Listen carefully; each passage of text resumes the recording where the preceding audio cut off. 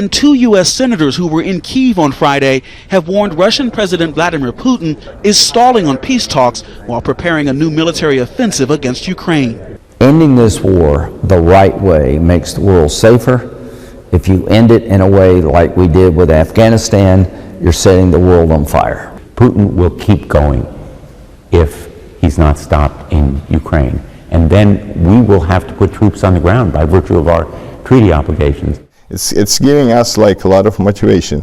A swarm of drones brought about a much-needed victory for Ukrainian soldiers and countrymen.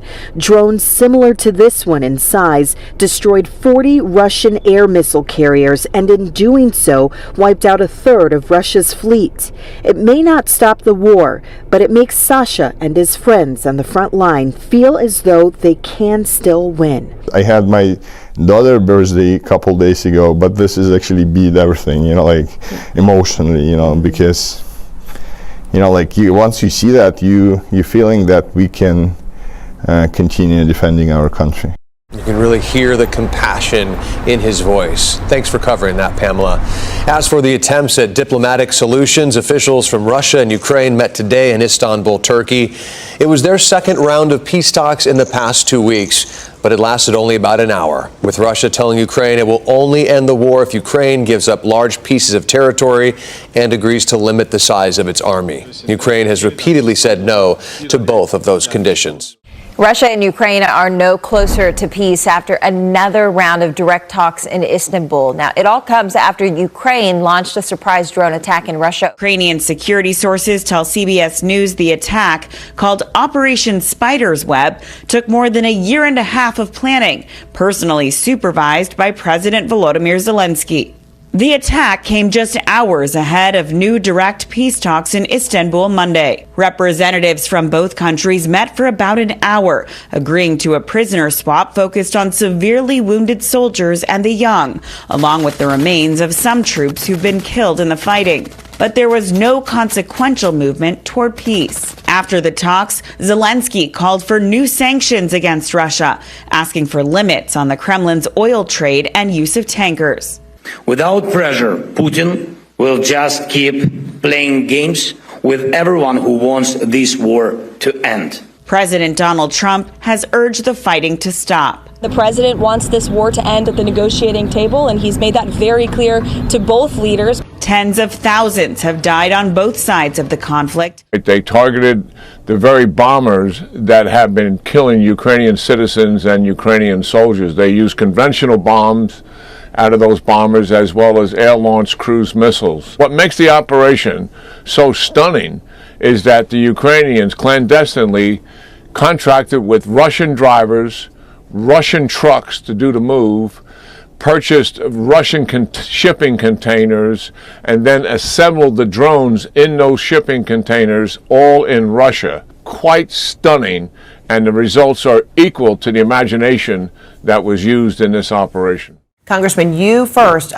Do you think this is a game changer or of some other significance that Ukraine could pull this off?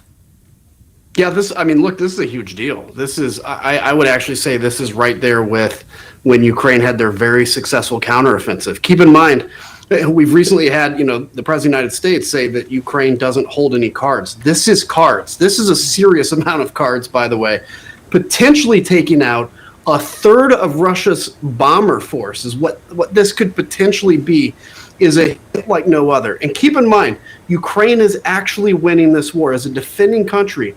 All you have to do to win is keep defending until the attacker runs out of combat power. At the beginning of the full-scale invasion, Russia occupied 30% of Ukraine. Today, it's 18%. They've lost 1 million men, casualties in that process, and now potentially a third of their bomber force. This is a really big deal, potentially going into negotiations. And keep in mind, up until this point... High praise indeed from a retired 4-star general. Mike Baker's with us. He's a former CIA covert operations officer. I've read reports this morning that that drone attack, deep inside, changes warfare, changes the nature of warfare. You go that far? Well, I would say that the use of drones changes warfare, not necessarily just this operation. Look, the operation was brilliant, as the general just mentioned, on par with the Hezbollah pager operation that took place. The complexity of it, the need for human assets on the ground in a very hostile environment. Zelensky said it could have taken up to 18 months in the planning stages. And it's important from both a logistical or practical means and also from a symbolic means, right? So from a military perspective, the damage done is probably somewhere in between what Zelensky and the Ukrainian military are reporting, some 40, strategic long-range bombers hit, and some A-50s, their version of the AWACS. And it's, it's not what the Russians are downplaying, right? So as the U.S. estimates are saying, about half of what was initially reported. That is significant because estimates have the Russians at about 80 of these long-range strategic bombers at this point. So if you take out 20 of them, my math is terrible, but I think that's about 25%. Yeah, you take see, look at that. That's why the CIA hired me, because my math abilities. But it's an incredibly impressive operation. Yeah. And again, from a symbolic perspective, this is probably more than anything else, more than the past attacks that they've engaged in. This has probably shook Putin more than anything. It's fascinating to me because in future conflicts, a country has to worry about the enemy betting people inside their country with drones that they can then knock off your own military. This is huge for Ukrainian morale. This is devastating for Russian morale.